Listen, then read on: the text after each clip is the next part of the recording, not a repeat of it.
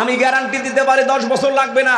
বাংলাদেশে যদি 300 জনের 151 জন আপনি এরকম বানাতে পারেন, 5 বছরও লাগবে না, 2 বছরে বাংলাদেশ দাঁড়িয়ে যাবে। আরে ভাই, 2টা ঔষধ খালি প্রয়োগ করা লাগবে। এখানে একটা খাদ্যে ভেজাল বন্ধ করা লাগবে, আর দুর্নীতি বন্ধ করা লাগবে, এমনি দেশ দাঁড়িয়ে যাবে। দাঁড়াবে না মানে? মালয়েশিয়াতে যখন চলাফেরা করতাম, বাংলাদেশের যাতে প্রায় 5 ডবল বড় দেশটা, আমার প্রতিদিন অনুষ্ঠান ছিল প্রায় 1500-2000 কিলোমিটার দূরে। চিন্তা করতাম এইভাবে যাওয়া, রাতের বেলা কি না কি হয়।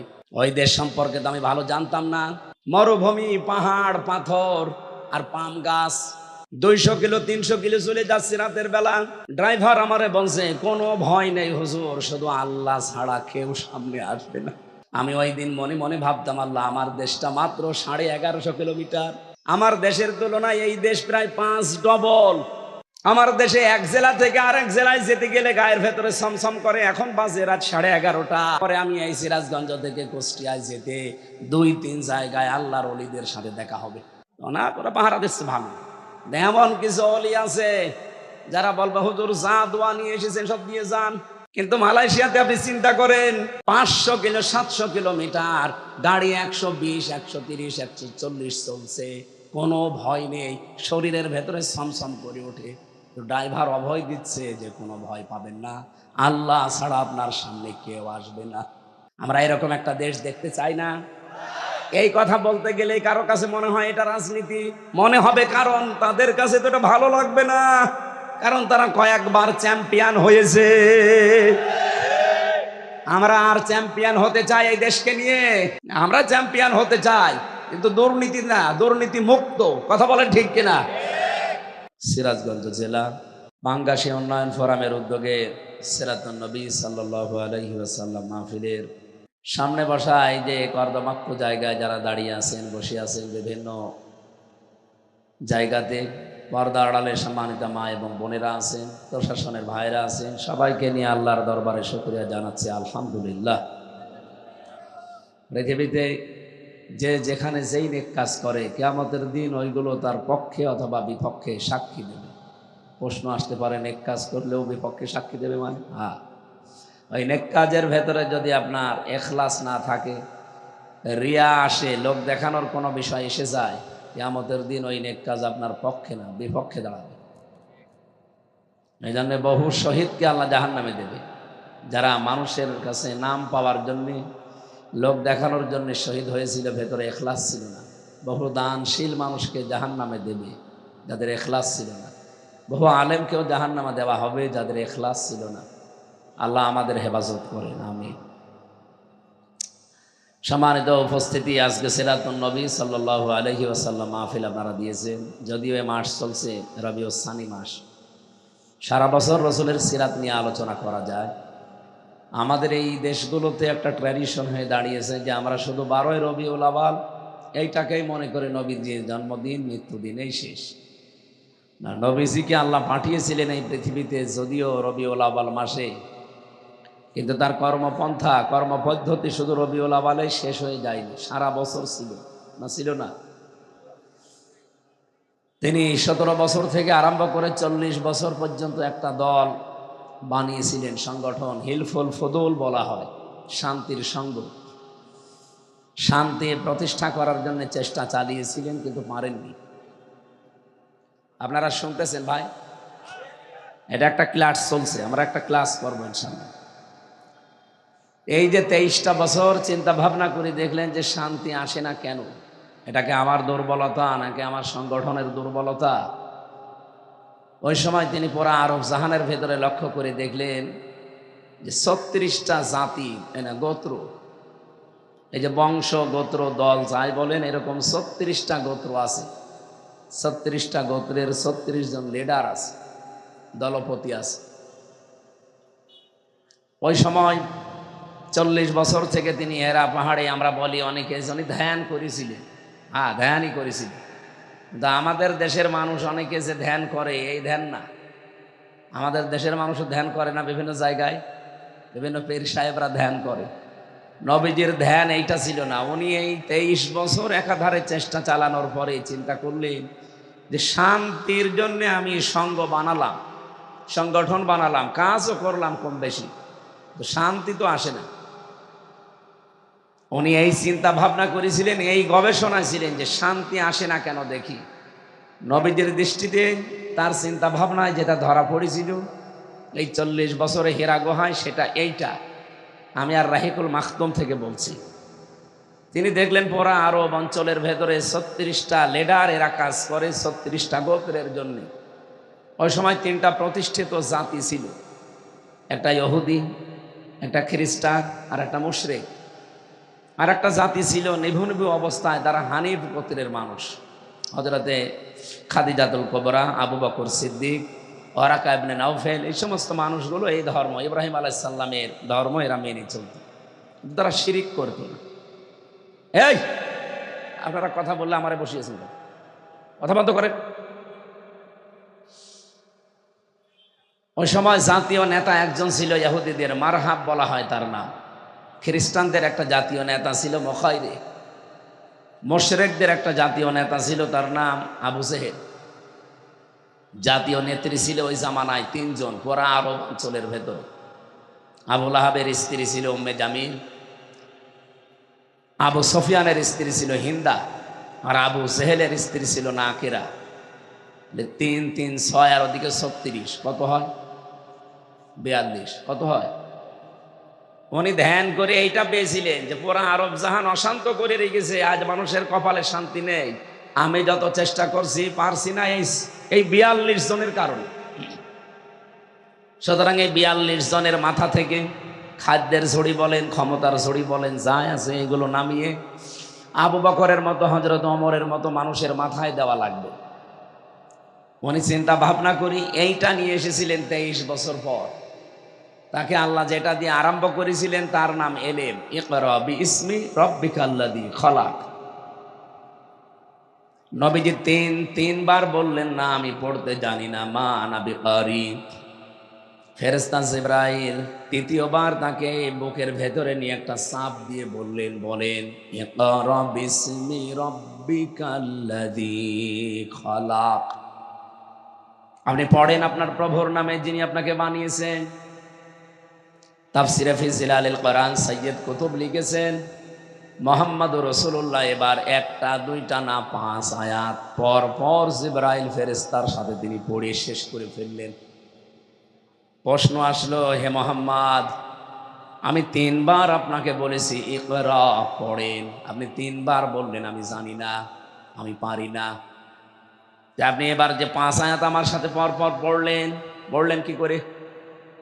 নবীজি ওই দিন বলেছিলেন, ইয়া আখি জিবরাইল, হে ভাই জিবরাইল, বারবার আপনি আমাকে পড়তে বলেন, কি পড়বো আমি? আপনি তো বলেননি যে কার নামে পড়া লাগবে, কি পড়া লাগবে। যখনই বলেছেন বিইসমি রাব্বিকা, রবের নামে, আমি কিন্তু দেরি করি নাই। এখান থেকে কিয়ামত পর্যন্ত আমার যত অনুসারী উম্মত আসবে তাদের শিক্ষা দিলাম পড়তে হলে রবের নামে পড়া লাগবে। আমাদের দেশে 92% মুসলমান আমরা, রবের নামেই তো পড়া চলছে নাকি? যাই ছিল এই 15 বছরে জালেমরা থাকাকালীন দাদাদের ইঙ্গিত মতো অধিকাংশ বিষয়গুলো তারা তুলে দিয়েছিল। এমন ভয়ঙ্কর অবস্থায় দাঁড়িয়েছে শিক্ষা ব্যবস্থা। ক্লাস 5 এবং 8-এ আগে বৃত্তি পরীক্ষায় 100 মার্ক ছিল কোরআন হাদিস। এরা এই 15.5 বছরের ভেতরে ওইগুলো তুলে দিয়েছে। বলেন নাউজুবিল্লাহ।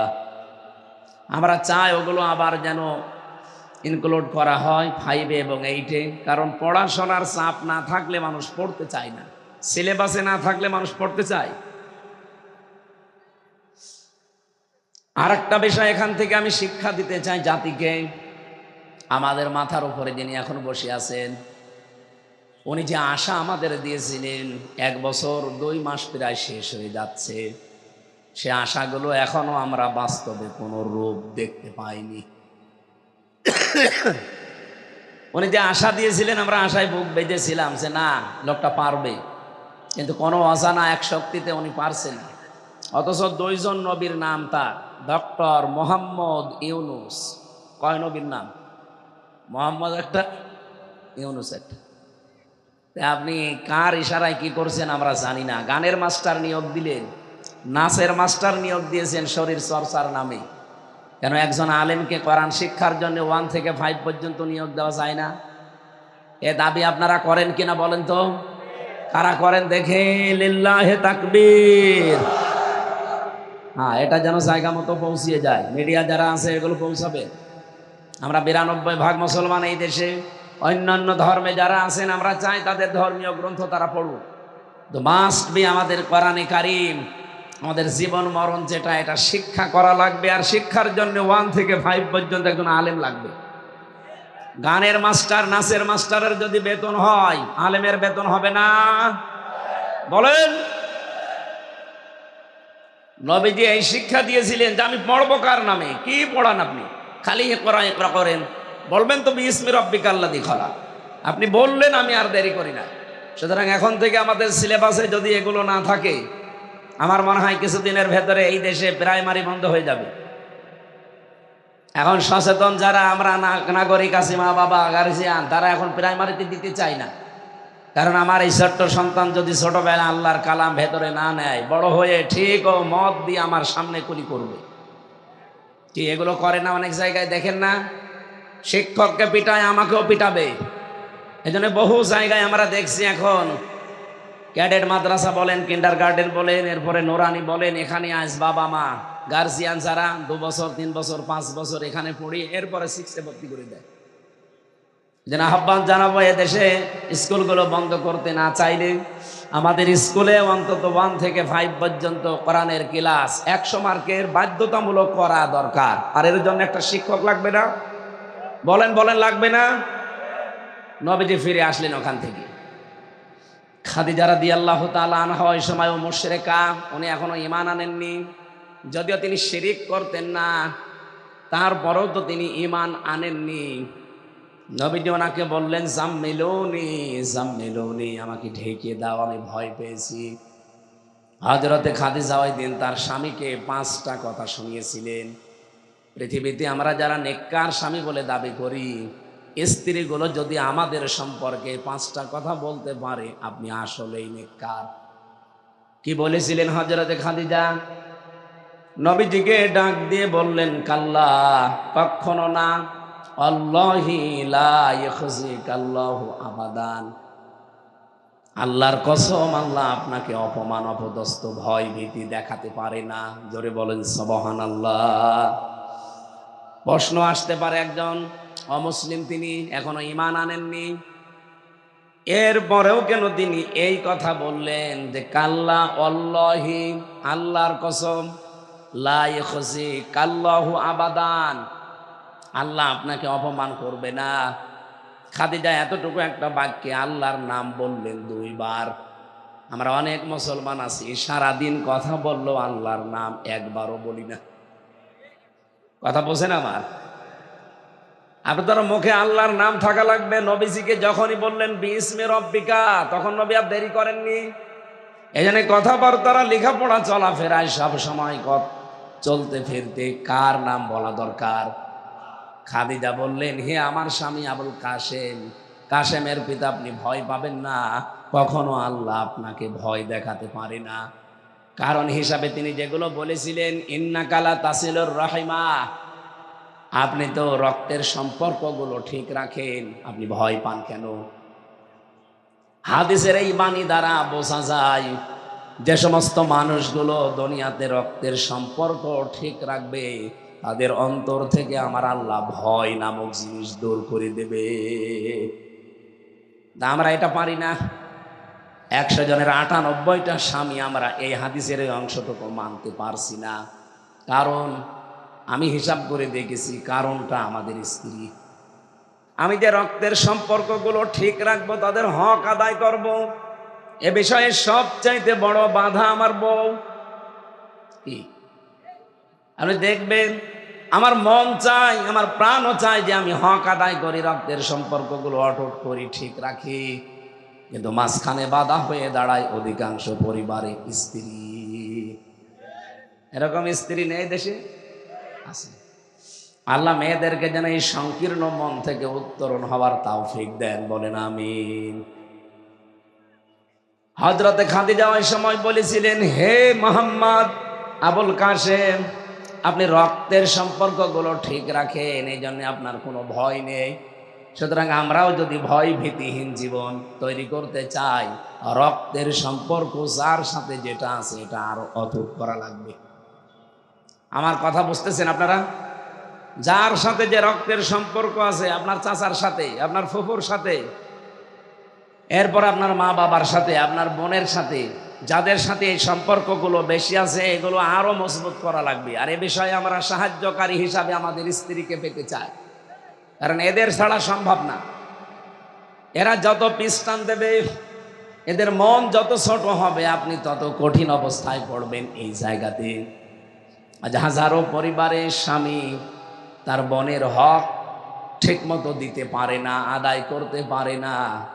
ওনার মন চায়, কিন্তু স্ত্রীর কারণে হয়ে ওঠে না। আমাদের স্ত্রীগুলোকে আল্লাহ খাদিজাতুল কুবরার মতো বানিয়ে দেন, বলেন আমিন। আতাহমিলুল কাল্লা আতাকসিবুল মাগদুমা আতুইনু আলা নওয়াইবিল হক। হযরতে খাদিজা একটা একটা করে 5টা কথা এখানে বলেছিলেন। কোন স্বামী যদি আমরা এই কথাগুলো আমাদের জীবনে বাস্তবায়ন করতে পারি, সে নেককার স্বামী। কি স্বামী? নবীজি চিন্তা ভাবনায় নিয়ে সেই 42 জন মানুষকে মিলালেন যে পরা আরব সাহানে এদের জন্য শান্তি আমি প্রতিষ্ঠা করতে পারি না, সুতরাং এদের কাছ থেকে এই ক্ষমতার ঝড়ি হোক, খাবারের ঝড়ি হোক, এগুলো নেওয়া লাগবে। যে মানুষগুলো আমার পাশে আছে, এই চরিত্রবান মানুষগুলোর মাথার উপরে দেওয়া লাগবে। উনি দিয়েছিলেন, দেওয়ার জন্য তিনি এই নবুয়ত পাওয়ার পর থেকে 13 বছর চেষ্টা করলেন, কিছুই হয়নি। 13 বছরের ভেতরে অত্যাচার, জুলুম, নির্যাতন এমন স্টিম রোলার চলেছিল। ইতিহাস থেকে বিভিন্ন সময় আপনারা শুনেছেন যে নবীজির মতো মানুষও 3 বছর জেলখানায় ছিল। কোন জায়গায়? আমাদের এরকম জেলখানা না, আমাদের জেলখানায় তো যোগাযোগ আছে। উনি যে শিয়াবে আবি তালিবে ছিলেন, কোনো যোগাযোগও ছিল না, একেবারে নিরবিচ্ছিন্ন। আমি এই জালেম সরকারের সময় 3 বছর ওর একটা টাচ পেয়েছিলাম মাত্র। জেলা কারাগারগুলোর অবস্থা আমি ভালো জানি না, কারণ ওখানে বেশি দিন ছিলাম না। কিন্তু আমি যেখানে ছিলাম গাজীপুরের হাই সিকিউরিটি কাশিমপুরে, এখানে যাদেরকে নিয়ে যাওয়া হয়, বিশেষ করে আলেম ওলামাদেরকে, এদের সাথে এমন আচরণ করার জন্য উপর থেকে নির্দেশ দিত। ওরা যা নির্দেশ দিত তার চাইতে 10 ডবল বেশি করতো। ওরা বলেছিল এদেরকে যোগাযোগ বিচ্ছিন্ন রাখবা। ওরা তাই করেছে। এত কাকতে মিনতি করতো আলেমরা, দেখতাম ঈদের সময় আসলে বলতো 5 মিনিট একটু কথা বলতে দেন। জেলার আর সোফার, দেবদুলাল আর সুব্রত বালা, দুইটাই তো আল্লাহর ওলি নাকি? এরা বলতো না, আপনাদের সাথে বাইরের যোগাযোগ বিচ্ছিন্ন, আপনারা বেঁচে আছেন না মরে গেছেন কেউ জানবে না, আপনারা থাকেন। অথচ মার্ডার মামলার আসামি, ফাঁসির আসামি, ওরা 7 দিনে একদিন 10 মিনিট করে সরকারের টেলিফোনে কথা বলে বাড়িতে। আর আমরা 76 জন আলেমকে দেখেছি এদের জঙ্গি নামে মামলা দিয়ে 3 বছর 5 বছর নিরবিচ্ছিন্ন যোগাযোগ বিচ্ছিন্ন। কথা তো বলতে পারবেনই না। 24 ঘন্টা একটা ফাঁসির কন্ডেম সেলের ভেতরে তালা লাগিয়ে কারারক্ষী দিয়ে বা সিসি ক্যামেরা দিয়ে রাখতো। একটা জিন্দা কবরস্থান। এ কঠিন যন্ত্রণার দিকে তাকিয়ে মাঝে মাঝে মনে হতো নবীজিকে আবু জেহেল, আবু সুফিয়ান ঠিক এইটাই করেছিল। নবীজির মতো এত বড় সৎ চরিত্রের মানুষকে যদি 3 বছরে কঠিন কষ্ট দিতে পারে, তার আদর্শ অনুসরণ করে যে যত বেশি এগিয়ে যাবে, তাকে কাফেররা ঠিক ওই রকমই কষ্ট দেবে। বাংলাদেশে দেয়নি। আমিও চিন্তা ভাবনা করেছি এই ইতিহাসের সাথে। এই 54 বছর বাংলাদেশে আমরা 92% মুসলমান বাস করি, অথচ এই দেশে 54 বছর চেষ্টা চালিয়ে যাচ্ছে যে শান্তি শান্তি শান্তি দেওয়ার জন্য। বাস্তবে দেখেন শান্তি তো নেই, আর অশান্তির দাবানল বাড়তেছে। বলেন বলেন। আমি একটা চিন্তা করেছি যে শান্তির কারণ আসে না কেন। ওই জামানায় যে 42 জন নেতা আর নেত্রী দায়ী ছিল, আমাদের এই দেশেও আপনি তাকান 56,000 বর্গ মাইলের ভেতরে ঠিক 42 জনের মতোই দায়ী শান্তি না আসার পেছনে। আমাদের দেশেও জাতীয় নেতা ছিল 3 জন, শেখ মুজিবুর রহমান, জিয়াউর রহমান আর এরশাদ। জাতীয় নেত্রীও ছিল আমাদের দেশে 3 জন, হাসিনা, খালেদা, রওশন। মিলে যাচ্ছে না? 36 জন গোত্রপতি ছিল আমাদের। হয়তো ওই সিস্টেম নেই, কিন্তু জাতীয় নেতার ক্ষেত্রে আপনি দেখবেন অঞ্চল ভিত্তিক নেতা আছে, লিডার আছে। আপনাদের এই জেলাতেও একজন ছিল, তোফায়েল আহমেদ, তোফায়েল না কি যেন, নাসির। পাবনাতে একজন ছিল। এভাবে আপনি বিভিন্ন জেলাগুলো মিলান, হয়তো 2-3 জেলা মিলে একজন পাবেন। এই সিরাজগঞ্জ, পাবনা, নাটোর মিলে যে 2 জনের নাম আমরা বেশি শুনতাম, এই নাসিম সাহেবের আর ওদিকে পলক সাহেবের। কি কথা বললেন না কেন? 8টা বিভাগ আছে বাংলাদেশে, আপনি ভাগ ভাগ করে দেখবেন, আমার মনে হয় 36 জন হয়ে যাবে, আরো বেশি হতে পারে। আমি চিন্তা ভাবনা করে দেখছি, এই 42-43 জন যারা আমাদের দেশে, এই 54 বছরে এদের কারণে শান্তি কায়েম হয় না। কারণ যত অপকর্মের মূল হোতা এরা। এই দেশ থেকে যে তামা পাচার হয়, সোনা পাচার হয়, রূপা পাচার হয়, দস্তা পাচার হয়, করে কি সলিমদ্দি কলিমদ্দি, ওই 42 জন। ওদিকে টেকনাফ থেকে শুরু করে তেতুলা পর্যন্ত 1150 কিলোমিটার আপনি মাপেন। টেকনাফ থেকে শুরু করেন, ওখানে আল্লাহর ওলি বসে আছে আব্দুর রহমান বদি, বাবার ব্যবসা করে। কিসের? ওর পরে আপনি আসেন বান্দরবনে, এরপরে চট্টগ্রামে। আমি নামগুলো নিতে পারতাম, লিখেওছিলাম, কিন্তু নিচ্ছি না, একজনের নাম বললাম। এভাবে আপনি একেবারে টেকনাফ থেকে তেতুলিয়া পর্যন্ত চলে যান, রূপসা থেকে পাথুরিয়া পর্যন্ত মিলান, এই 56,000 বর্গ মাইলেও এই 42 জনের মতোই পাবেন। আমার তো মনে হচ্ছে আগস্টের 5 তারিখের পরে এই 42 জনের অধিকাংশগুলো কেউ মরে গেছে, কেউ বিদায় নিয়েছে। এই জায়গাগুলো এখন আর 42 দখল করেছে। সিরাজগঞ্জের একজন আছে, তার কথাবার্তারাও ঠিক ওদের মতোই। নাম কিন্তু সুন্দর, কিন্তু কথাবার্তারা নাস্তিকের মতো। এই কথা বলছে না কেন? আপনি এত সুন্দর নাম নিয়েছেন মুসলমানের, অথচ মুসলমানের যে কৃষ্টি কালচার, ওগুলো আপনি বিশ্বাস করেন না, আরো ক্রিটিসাইজ করেন। বাংলাদেশের মানুষ কিন্তু ভালোর ভালো, মন্দের মন্দ বুঝে ফেলেছে এরা। তারা শরিয়া আইনে দেশে প্রতিষ্ঠা করতে চায় না, বিশ্বাস করে না। এ জাতি এখন টের পেয়ে গেছে। হয়তো এ জাতি বদর দেখে নাই, কিন্তু সামনে দেখবে। বদর আমরা দেখেছি, বলেন বলেন, কিন্তু বদর এবার দেখবেন। আমরা যে বারবার এই যে বলে আসছি এতদিন, যে ভোট এবার না, এবার ভোট যুদ্ধ হবে। ভোট না, কি হবে? ভোট যুদ্ধ। বদরের ময়দানে যে যুদ্ধ হয়েছিল, আপনি দেখেন তাকিয়ে, বাবার বিরুদ্ধে সন্তান অস্ত্র ধরেছে, স্বামীর বিরুদ্ধে স্ত্রী অস্ত্র ধরেছে। কথা বলে না কেন? এবারও আপনি ভোট যুদ্ধে দেখবেন, অনেক সন্তান তার বাবার বিরুদ্ধে দাঁড়িয়ে যাবে, অনেক স্ত্রী তার স্বামীর বিরুদ্ধে দাঁড়িয়ে যাবে। কারণ এটাও বদরের ময়দানে। ওই জামানায় ইসলাম থাকবে না থাকবে না, এইরকম একটা পজিশন তৈরি হয়ে গিয়েছিল। বাংলাদেশেও এখন ঠিক এইটাই চলছে। এবার যদি ইসলাম থাকে থাকবে, না হলে যে ষড়যন্ত্রের ভাব পেতে আছে। বিজয় যদি আমরা হতে না পারি, আল্লাহর কসম, ইসলাম কিন্তু বিদায় করার সব লাইন ওকে করা আছে।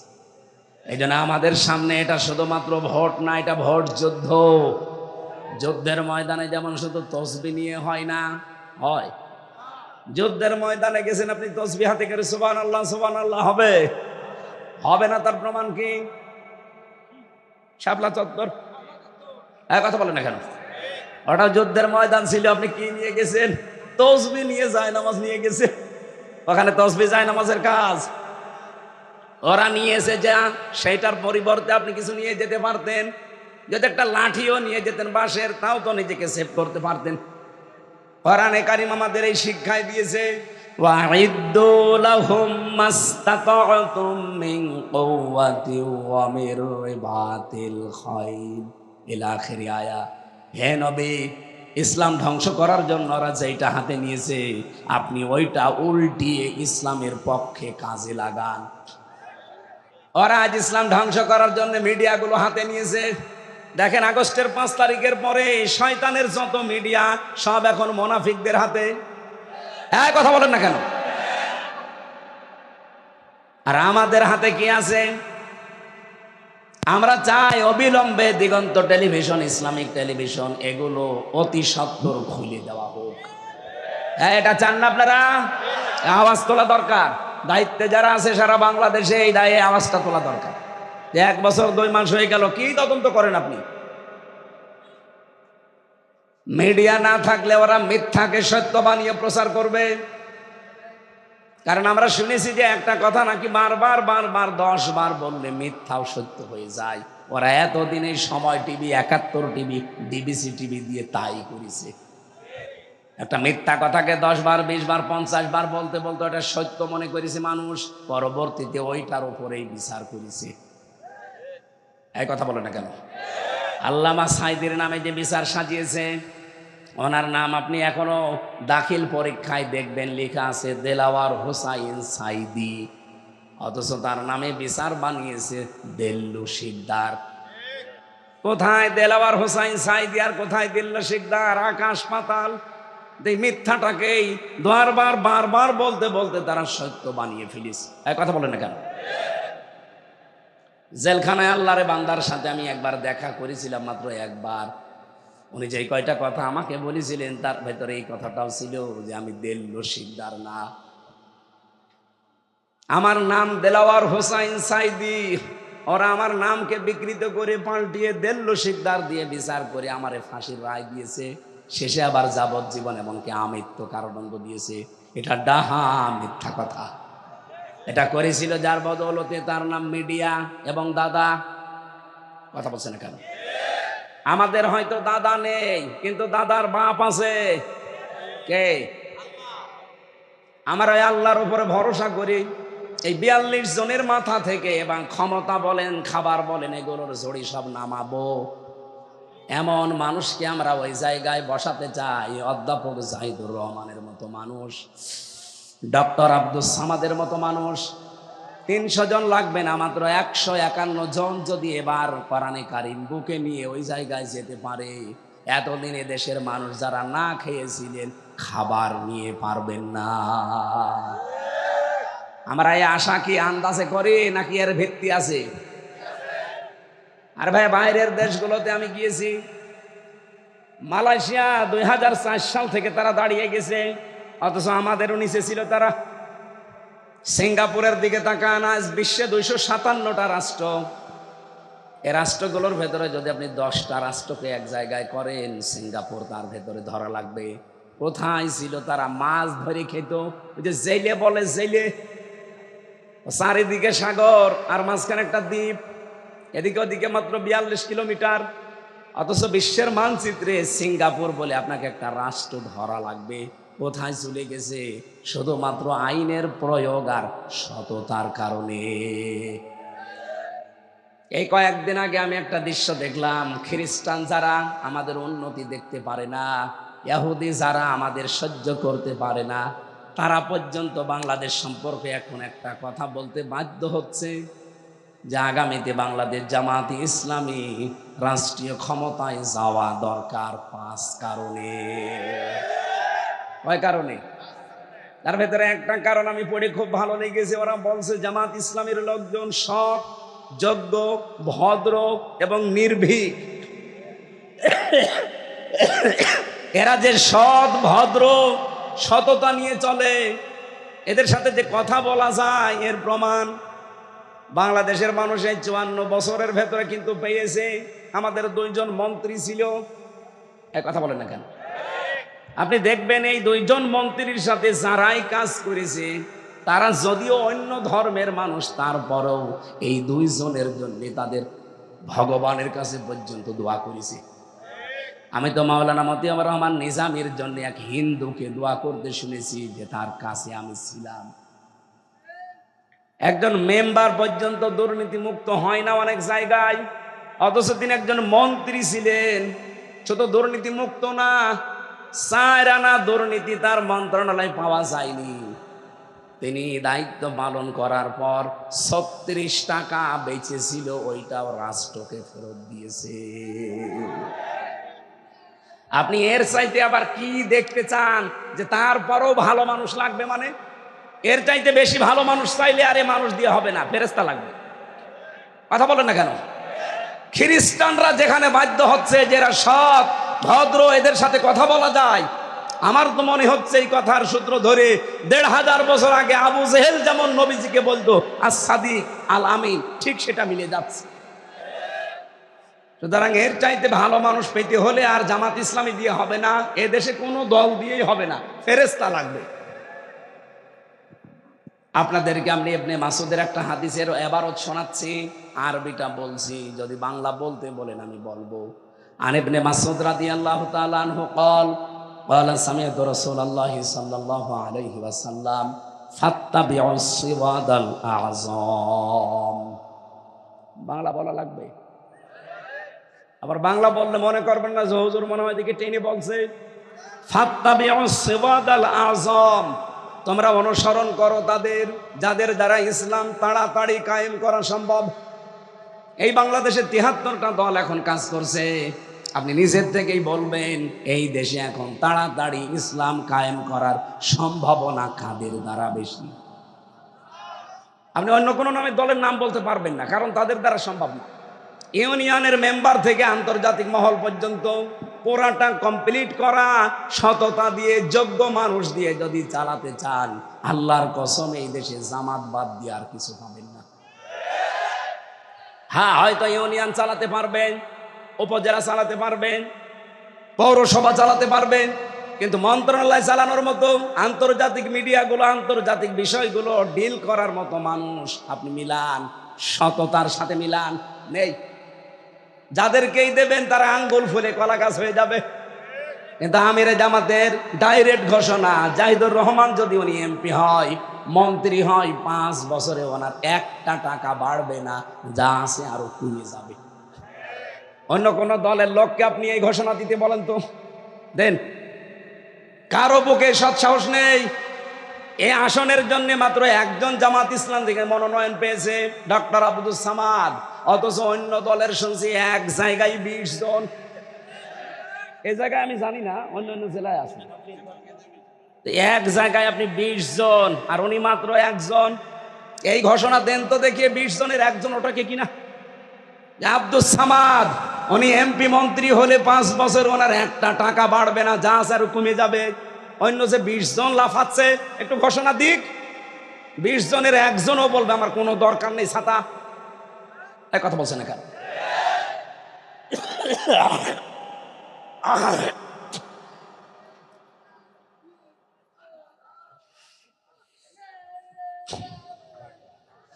আমার ভাইরা, আমি যে কথা তুলেছিলাম, সিরাত মাহফিল নাম দিয়েছেন, নবীজির সিরাত থেকে এইটা এখন নেওয়া দরকার। নবীজি 42 জনের মাথা থেকে বাকি 42 জনকে মাত্র দিয়েছিলেন 10 বছরেই। তিনি বলেছিলেন খায়রুল কুরুনি করনি। আমি গ্যারান্টি দিতে পারি 10 বছর লাগবে না। বাংলাদেশে যদি 300 জনের 151 জন আপনি এরকম বানাতে পারেন, 5 বছরও লাগবে না, 2 বছরে বাংলাদেশ দাঁড়িয়ে যাবে।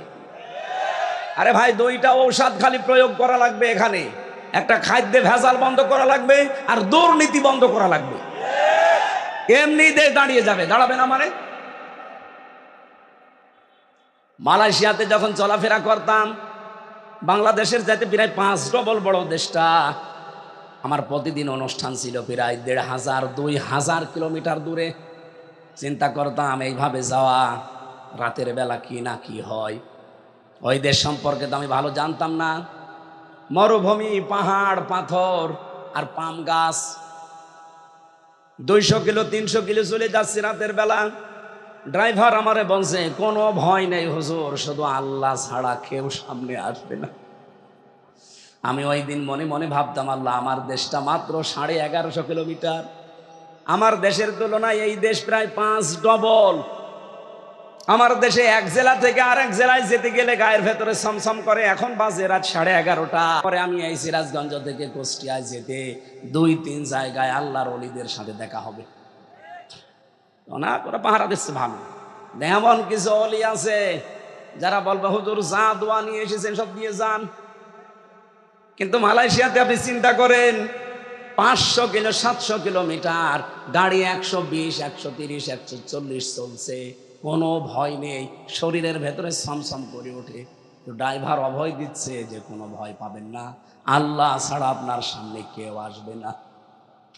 আমরা এরকম একটা দেশ দেখতে চাই না? এই কথা বলতে গেলে কারো কাছে মনে হয় এটা রাজনীতি মনে হবে, কারণ তাদের কাছে তো এটা ভালো লাগবে না, কারণ তারা কয়েকবার চ্যাম্পিয়ন হয়েছে। আমরা আর চ্যাম্পিয়ন হতে চাই এই দেশকে নিয়ে? আমরা চ্যাম্পিয়ন হতে চাই, কিন্তু দুর্নীতি না, দুর্নীতি মুক্ত। কথা বলেন ঠিক কিনা? এই জন্য বিশ্বের মডেল যারা, তারা অলরেডি কিন্তু বুঝে ফেলেছে। আপনি দেখেন না, আমির জামাতের সাথে সিরিয়াল, এখন বিভিন্ন দেশের রাষ্ট্রদূতদের সিরিয়াল এমনি না। আমার আজকে তেলাওয়াত কিন্তু আয়াতের সাথে একটা মিল আছে। আমরা কি একটু কথা বলতে পারি? আমাদের দাঁড়ানো তো কষ্ট হচ্ছে এই কাদার ভেতরে, এই জন্য আমার মনে হচ্ছে শেষ করে দিই। সূরা নূর 55 নম্বর আয়াতটা পড়েছি। 64টা আয়াত আছে, মদিনায় নাজিল হয়েছে, মাত্র একটা আয়াত পড়েছি। ঐতিহাসিক প্রেক্ষাপট, শানে নজুল এবং এর বিশদ যে ব্যাখ্যাগুলো, এতগুলো দেওয়া সম্ভব না, আমি আধা ঘন্টায় শেষ করতে চাই। খুব ভালো করে আয়াতের কিছু মূল শিক্ষা যেগুলো আমি নোট করেছি এগুলো বলছি। আল্লাহ রাব্বুল আলামিন সূরার নাম দিয়েছেন সূরা নূর। কি নাম দিয়েছেন? এর 40 নম্বর আয়াতের ভেতরে এই কথাটা আছে। আল্লাহ রাব্বুল আলামিন বলেন 35 নম্বর আয়াতে আছে, আল্লাহু নূরুস সামাওয়াতি ওয়াল আরদ মাসালু নূরিহি কামিশকাতিন ফিহা মিসবাহ। বলেন আল্লাহু আকবার। আরো বিস্তারিত ছিল কেন নামকরণ করা হয়েছে সূরা নূর দিয়ে। আল্লাহ পাকের একটা নাম নূর। কি নাম? এমনকি কোরআনেরও একটা নাম নূর। 55টা নাম আছে কোরআনের, আমি তাফসিরে মাঝারির ভেতরে পেয়েছি, তার একটা অন্যতম নাম হচ্ছে নূর। নূর মানে আলো। নূর মানে কি? নূর মানে আলো, জ্যোতি। এই আলো বা জ্যোতি যেখানে যাবে ওই জায়গায় যদি অন্ধকার থাকে, মাস্ট দিয়ে ওটা দূরীভূত হবে। আলো নিয়ে আসলেন, অন্ধকার গেল না, বুঝতে হবে ওটা আলো না মরিচিকা। এই কথা বলেন না কেন? এই জন্য আল্লাহর আইনকে আলো বলা হয়। আল্লাহর আইনের বিপরীতে যত কিছু দুনিয়ায় তৈরি করা আছে, এই সূরা নূরের ভেতরে আল্লাহ জানিয়েছেন। এটা 39 নম্বর আয়াত। রব্বুল আলামিন বলেন, আল্লাযীনা কাফারু আ'মালুহুম কাসারাবিন বিকিআতিন ইয়াহসাবুহু যামআনু মাআ হাত্তা ইযা জাআহু লাম ইয়াজিদুহু শাইআ ইলা আখিরি আয়াত। আল্লাহ পাক বলেন, আর কাফের যারা, তাদের কাজকর্ম কেমন জানেন? তৃষ্ণার্ত মানুষ যখন পানি আছে মনে করে মরুভূমিতে ছুটতে থাকে, হঠাৎ পানি মনে করে এক জায়গায় যেয়ে দেখে না এটা পানি না, এটা মরিচিকা। বালির উপরে সূর্যের আলো লেগেছে, এই জন্য চিকচিক করছে। দুনিয়াতে কাফের যারা, মানুষের তৈরি করা আইনের পেছনে যারা ছোটে, ওরা মনে করে সমাজতন্ত্রে, পুঁজিবাদের ভেতরে শান্তি আছে। জাতীয়তাবাদ বলেন, পুঁজিবাদ বলেন, ধর্ম নিরপেক্ষ মতবাদ বলেন, যত নিয়ম নীতি আছে, মনে হয় এখানে শান্তি পাওয়া যাবে। কাছে যখন চলে যায়, ওই মরিচিকার মতো শান্তি তো পায় না। কি পায় সেখানে? আল্লাহ ছাড়া আর কাউকে পাওয়া যায় না। এই 54 বছরে এটা প্রমাণ হয়েছে। বহু চেষ্টা করেছেন আপনারা, এবার থামেন। এবার ইসলামের কাছে, আল্লাহর আইনের কাছে একটু এসে দেখেন শান্তি কাকে বলে, কত প্রকার, কি কি কেমন করে শান্তি হয় আপনি দেখতে পাবেন।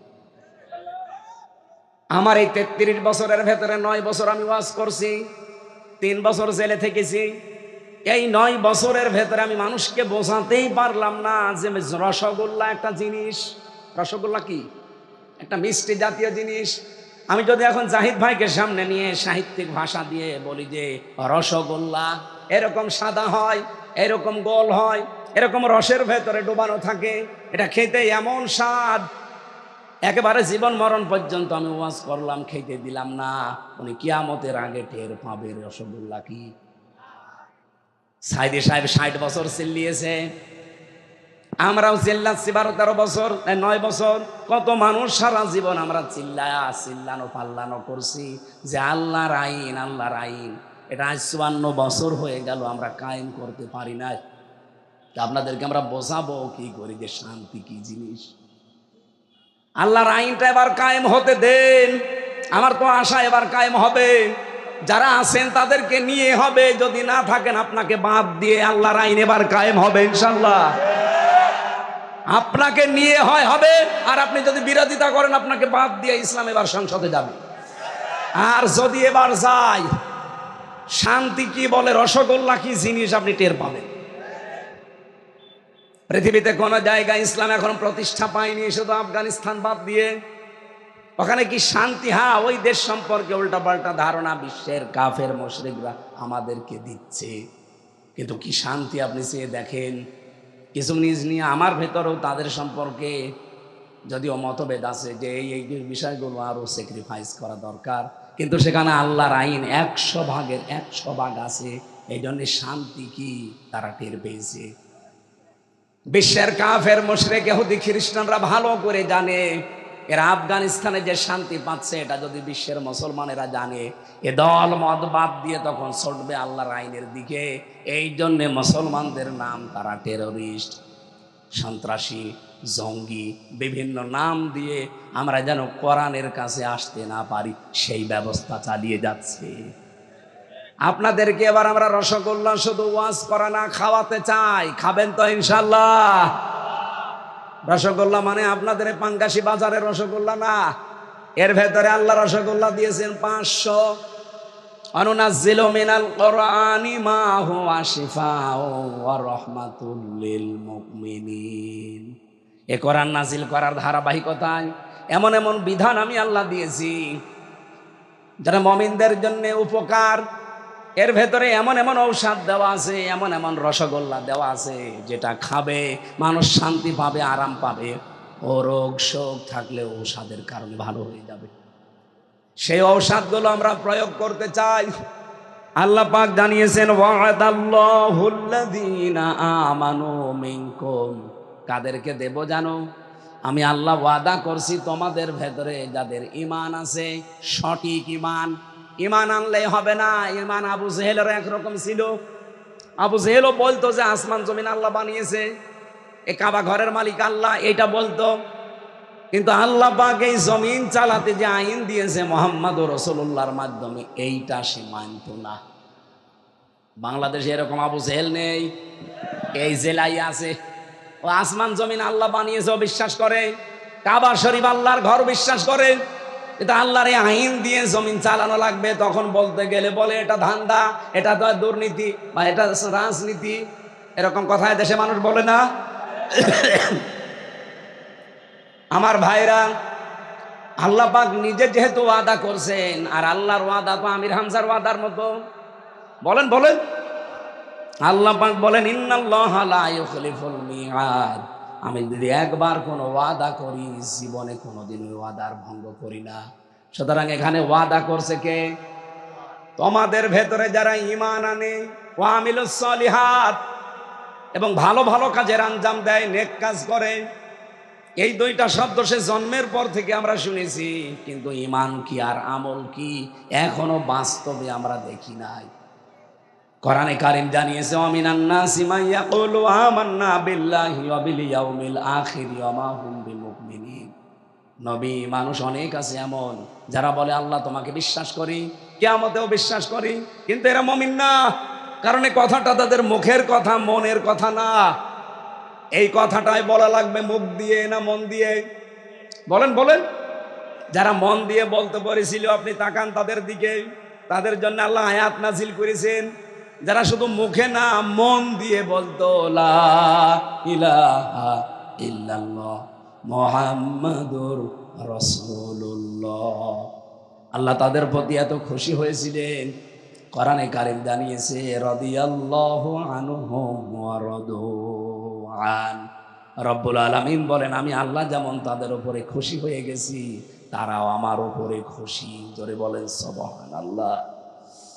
আমি এই রাদিয়াল্লাহু আনহুর ব্যাখ্যা পড়ে দেখেছি, আল্লাহ পাক সাহাবায়ে কেরামের প্রতি খুশি হওয়ার পেছনে আমি 6টা কারণ পেয়েছি। এই এদিকে তাকান, আমাদের উপরে আল্লাহ খুশি হবেন, রাজি হবেন যদি ওই 6টা কারণ পাই। 1 নম্বরে সাহাবীদের মুখের কথার সাথে মনের কথার 100 ভাগ মিল ছিল। একটু জোরে দেন। কিন্তু আমাদের মুখের কথার সাথে আজ মনের কথাটার মিল নেই। আগামীতে কি এরকম করা যাবে? আর মুখ দিয়ে যেটা বলবেন ওইটা যেন আপনার মনের কথা হয়। আল্লাহ কবুল করেন, বলেন আমিন। রব্বুল আলামিন বলেন, যদি সত্যি ঈমান সঠিকভাবে আনতে পারো আর ভালো ভালো কাজের আঞ্জাম দিতে পারো, আমি আল্লাহ কি করব জানো? লা ইস্তাখলিফান্নাহুম ফিল আরদ, জমিনের খলিফা বানাবো তোমাদেরকে, খেলাফতের দায়িত্ব দেব। কামাস্তাখলাফাল্লাযীনা মিন ক্বাবলিহিম, তোমাদের পূর্বে যারা বিদায় নিয়েছে তাদেরকে আমি দিয়েছিলাম এই 2টা কারণে। আর জমিনে যদি সত্যিই তোমরা খেলাফতের দায়িত্ব পালন করতে পারো, কয়েকটা উপকার দুনিয়ায় দেখতে পাবে। 1 নম্বরে ওয়ালা ইউমাক্কিনান্না লাহুম দীনাহুমুল্লাযী ইরতাদা লাহুম, তোমাদেরকে আল্লাহ প্রতিষ্ঠা দান করবেন। এই আয়াতটা পড়ার পরে আমার বাংলাদেশের সাথে মিলিয়ে মনে হয় আল্লাহ এখনই আয়াতটা আমাদের জন্য নাজিল করছেন। এদেশের ঈমান কিছু মানুষের এমন কঠিন, ইস্পাত পাথরের মতো শক্ত, এবং তাদের আমল, তাদের বিশেষ করে দিনের আমল আর রাতের আমলগুলো, এগুলো আমার আল্লাহ হয়তো খুশি হয়ে গেছেন। তাদেরকে আল্লাহ জমিনের শাসন ক্ষমতা দিয়ে কিছু উপকারের কথা বলেন। কি উপকার করব জানো? 1 নম্বরে আমি আল্লাহ যেই দিনের উপরে রাজি আছি ওই দিন তোমাদের ওখানে প্রতিষ্ঠা করে দেব, তার নাম ইসলাম। বলেন বলেন। বহু মানুষ বিরোধিতা করছে এই দেশে এবং করবেও আন্তর্জাতিকভাবে, কিন্তু আল্লাহ বলেন ঈমান আর আমল যাদের সত্যিই সঠিকভাবে আমি পেয়ে যাব, তাদের সাথে আমার ওয়াদা এই যে জমিনের খেলাফতি তাদেরকে দেব। এবার আল্লাহ যেন আয়াতটা আমাদেরকে দেখান তার নিজের পছন্দ করা দিন, যেটা আল ইয়াউমা আকমালতু লাকুম দীনাকুম ওয়া আতমামতু আলাইকুম নি'মাতি ওয়া রাদিতু লাকুমুল ইসলাম দীনা। যেই দিনের উপরে তিনি রাজি আছেন সেই দিন, তার নাম আরো জোরে 4,500 দিন আছে দুনিয়ায়, ধর্ম আছে, কোন ধর্মের উপরে আল্লাহ রাজি না, একমাত্র ধর্মের উপরে আল্লাহ রাজি, তার নাম ইসলাম। তার এই রাজি হওয়া, খুশি হওয়া ইসলামকে এবার বাংলাদেশে আমার মনে হচ্ছে আল্লাহ প্রতিষ্ঠা করবেন। এটা আল্লাহর 1 নম্বর ওয়াদা। 2 নম্বরে ওয়ালা ইউবাদদিলান্নাহুম মিন বাদি খাউফিহিম আমনা, আল্লাহ বদল করে দেবেন তোমাদের জন্য ভয় ভীতির যে পরিবেশ, এই জায়গায় আল্লাহ নিরাপত্তা, শান্তি, স্বস্তি এইগুলো আল্লাহ দেবেন। এটা বাংলাদেশে আল্লাহ দেয়নি। আগে এই অনুষ্ঠানটা করতে 14 জায়গায় পারমিশন নেওয়া লাগতো, এরপরও ভয় ছিল, না জানি কখন কি হয়ে যায়। কিন্তু আল্লাহ এমন একটা ব্যবস্থা করে পরিবর্তন করে দিয়েছে, অনুমতি তো নেওয়াই লাগবে না, আর নিরাপদে বসে বসে কোরআন শোনা যাবে। এটা কি ওয়ালা ইউবাদদিলান্নাহুম মিন বাদি খাউফিহিম আমনা, ভয়ের পরে আল্লাহ নিরাপত্তা, শান্তি, স্বস্তি দেবে। এই আয়াত কি মিলছে না? বলেন বলেন। এখন কি করা লাগবে আমাদের? আল্লাহ বলেন ইয়াবুদুনানি লা ইউশরিকুনা বি শাইআ, তোমরা আল্লাহর ইবাদত করবা একনিষ্ঠভাবে এবং তার সাথে কোনো কিছুকে শরীক করবা না। আজ এই দেশে যারা বিভিন্ন জিনিসের পূজা করেন, আমরা কোরআনের অনুষ্ঠানগুলো থেকে তাদেরকে আহ্বান জানাই, দাওয়াত দেই যে মাটির তৈরি করা মূর্তির কাছে মাথা নত না করে এই মাটির মালিকের কাছে আসেন, মাথা নত করি। যে জিনিস নিজে দাঁড়াতে পারে না, যার পেছনে বাঁশ দেওয়া ছাড়া খাড়া হয়ে থাকতে পারে না, আপনি বাংলাদেশে যত মূর্তি আছে একটু দেখেন। আমি ছোট করছি না তাদের ধর্মকে, তারা তাদের ধর্ম মানুক, কিন্তু তাদের বিবেকের কাছে আমার প্রশ্ন, এই দেশে আজকে লক্ষ লক্ষ মূর্তি বিভিন্ন জেলাতে, বলেন তো একটা মূর্তিকে পাবেন পেছনে বাঁশ দেওয়া ছাড়া খাড়া হয়ে থাকতে পারে? বাঁশ ছাড়া জীবনও খাড়া হয়ে থাকতে পারবে না। তাও জায়গা মতো বাঁশ দিয়ে দেখবেন খাড়া করে রেখে দিয়েছে। আল্লাহ উদাহরণ দিয়েছে যে একটা মশা পড়লে মশা তাড়াতে পারে না, একটা মাছি পড়লে মাছি তাড়াতে পারে না, তাদের কাছে তুমি মাথা নত করো, তোমার বিবেকের উপরে কি? এখানে আহ্বান জানাচ্ছি, আসেন মাটির তৈরি করার জন্য জিনিসের সামনে মাথা নত না করে দাওয়াত দিলাম, আসেন মাটির মালিক যিনি মহান রব্বুল আলামিন তার সামনে কপাল নত করি। এ দাওয়াত আমরা দিতে পারি না? তারা হয়তো অজ্ঞ, না জেনে এগুলো করতে পারে। আপনি যদি একটু বিবেকের কাছে তাদের নাড়া দেন, দেখবেন পরিবর্তন হয়ে গেছে। যশোরের এক অধ্যাপককে পেয়েছিলাম, উনি বিসিএস ক্যাডার। ওনারে বলেছিলাম, স্যার আপনার ইসলাম কবুল করা লাগবে না, শুধু আমার এই কোরআন শরীফটা ইংরেজি হোক বাংলায় হোক আপনি একবার বুঝে বুঝে পড়বেন। ও আল্লাহ, 3 মাস পরে দেখি আল্লাহর বান্দা নিজের থেকেই বিবেকের তাড়নায় মুসলমান হয়ে গেছে। আজকে দেশে যেহেতু অন্যান্য ধর্মের মানুষ খুব বেশি না, আপনারা মাত্র 8 ভাগ আর আমরা 92 ভাগ। 8 ভাগ মানুষকে দাওয়াত দিচ্ছি, ফিরে আসেন আপনারা। ইয়াবুদুনানি, আমরা আল্লাহর ইবাদতে নিমগ্ন হই, মগ্ন হয়ে যায়। আল্লাহ যে ওয়াদাগুলো করছেন, ভয়ের যে সংস্কৃতি আছে, দাদাদের ভয়, আরো বিভিন্ন সাদা চামড়াদের ভয়, সব ভয় দুই করে শান্তি স্বস্তি নিরাপত্তা দিয়ে আল্লাহ আমাদের 56,000 বর্গ মাইল ঢেকে দেবে। এটাকে আমি বানালাম অমান দাখলাহু কানা আমিনা। আল্লাহ বলেন, আমার কাবা শরীফে ঢুকলেই, এই এরিয়ার ভেতরে আসলেই তোমাদেরকে নিরাপত্তা শান্তি স্বস্তি দিয়ে দেব। কেন? কারণ কাবার এরিয়ার ভেতরে আপনি কোনো শিরিক পাবেন না। কথা বলেন না কেন? আমরাও যদি বাংলাদেশকে বহির্শত্রু থেকে মুক্ত করতে চাই, যদি দুশ্চিন্তা থেকে, ভয় থেকে, আতঙ্ক থেকে এই দেশকে যদি শান্তির আবাস ভূমি বানাতে চান, এই দেশের শিরিক বন্ধ করা লাগবে। কি কথা বললেন না কেন? এরপরেও আল্লাহ বলেন, আমান কাফারা বাদা জালিকা। এতগুলো কথা বলার পরেও কেউ যদি উল্টা দিকে ফিরে যায়, ফাউলাইকা হুমুল ফাসিকুন, সেই জ্ঞান পাপী, সেই ফাসেক, সেই হচ্ছে দুষ্কৃতিকারী। ওয়াকিমুস সালাতা ওয়া আতুজ যাকাত, যদি ওই পরিবেশ তোমাদের সামনে এসে যায় তাহলে নামাজ কায়েমের ব্যবস্থা করবা। আরে দায়িত্ব আমি দিয়েছি, এই জাহিদুর রহমানের মতো 151 জন যখন সংসদে যাবে তাদেরকে, আল্লাযীনা ইম্মাক্কান্নাহুম ফিল আরদি আকামুস সালাতা ওয়া আতাবুজ যাকাত, এরা গেলেই প্রথমে এই আয়াতটা মানবে, নামাজের বিল আনবে, যাকাত ভিত্তিক অর্থনীতি দেশে কায়েম করে দেবে। আর যাদের টাকা ব্যাংকে ছাতা পড়ে যাচ্ছে, ছাতা পড়বে না, এককালীন দানের মাধ্যমে, যাকাতের মাধ্যমে ঠিক গরিবের হাতে হাতে পৌঁছিয়ে যাবে। কি করে শান্তি নিয়ে আসা লাগে, এগুলোর ঔষধ তো আছে, শুধু অ্যাপ্লাই করা লাগবে। এক কথা বলেন না কেন? ওয়াতিউর রাসূলা, রাসূলের আনুগত্য করো। জীবনের কোনো জায়গায় বিশ্বনবীর আদর্শ বাদ দিয়ে অন্য কারো আদর্শ মেনে নিও না।